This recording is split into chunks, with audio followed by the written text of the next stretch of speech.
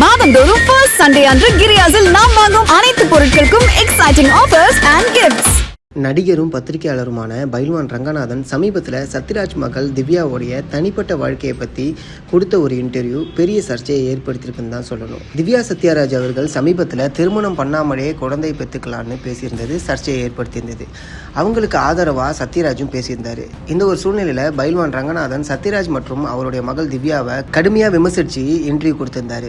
அந்த வகையில் பைல்வான் ரங்கநாதனுக்கு பதிலடி தர விதமாக திவ்யா சத்யராஜ் ரீசெண்டாக இன்டர்வியூவில் அப்பா கிட்ட காசு கேட்டு பைல்வான் ரங்கநாதன் வருவார். பொருளாதார ரீதியாக அப்பா நிறைய உதவி அவருக்கு பண்ணியிருக்காரு. ஆனாலுமே ஏன் இப்படி தப்பாக பேசுகிறாருன்னு தெரியலன்னு திவ்யா சத்யராஜ் சொல்லியிருந்தாங்க. பைல்வான் ரங்கநாதனும் நான் சத்யராஜ் கிட்ட பணமே வாங்கினதில்லை, என்னையை பற்றி அவங்க பொய் சொன்னதுனால நான் ஒரு உண்மையை சொல்கிறேன். சத்யராஜ் பொண்ணுக்கு 18 வருஷத்துக்கு முன்னாடி அவருடைய அக்கா மகன் கூட திருமணம் ஆயிடுச்சு. ஆனால் அவங்க சிங்கிள்னு பொய் சொல்லிட்டு இருக்காங்க. திருமணம் அப்பயே பிரச்சனையாச்சு.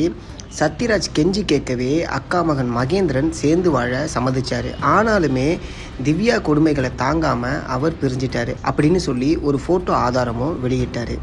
பைல்வான் மாதிரியே சில ஜேர்னலிஸ்ட்டும் திவ்யாவுக்கு 2 கல்யாணம் ஆகிடுச்சு, 3 குழந்தைங்க இருக்காங்கன்னு சொல்கிறாங்க.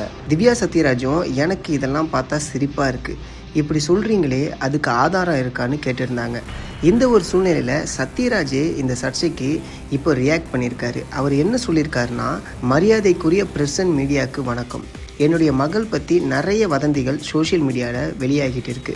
அது எதுவுமே உண்மை இல்லை. என் மகள் திவ்யா கடினமாக உழைக்கிறா, ஒழுக்கமான தன்னைத்தானே உருவாக்கிக்கிட்ட ஒரு பெண். என் மகளை நினச்சி ரொம்ப பெருமைப்படுறேன் அப்படின்னு சத்யராஜ் அவர்கள் மகள் திவ்யாவுக்கு திருமணம் ஆகிட்டதா வெளியாகிற செய்திகள் எல்லாமே ரூமர்ஸ்னு சொல்லி சர்ச்சைக்கு முற்றுப்புள்ளி வச்சிருக்காரு. மேலும் திவ்யா சத்யராஜும் யூடியூப்பில் நீங்கள் பார்த்த அந்த கப்பல் ஃபோட்டோ ஒரிஜினல் இல்லை, ஏஐ ஜென்ரேட்டட், அது என்னோட வெட்டிங் ஃபோட்டோன்னு வேற சொல்கிறாங்க. யாராவது இப்படி கண்ணாடி போட்டுக்கிட்டு கல்யாணம் பண்ணுவாங்களா?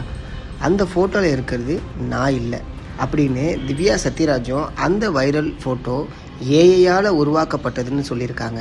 மாதந்தோறும் ஃபர்ஸ்ட் சண்டே அன்று கிரியாஸில் நாம் வாங்கும் அனைத்து பொருட்களுக்கும் எக்ஸைட்டிங் ஆஃபர்ஸ் அண்ட் கிஃப்ட்ஸ்.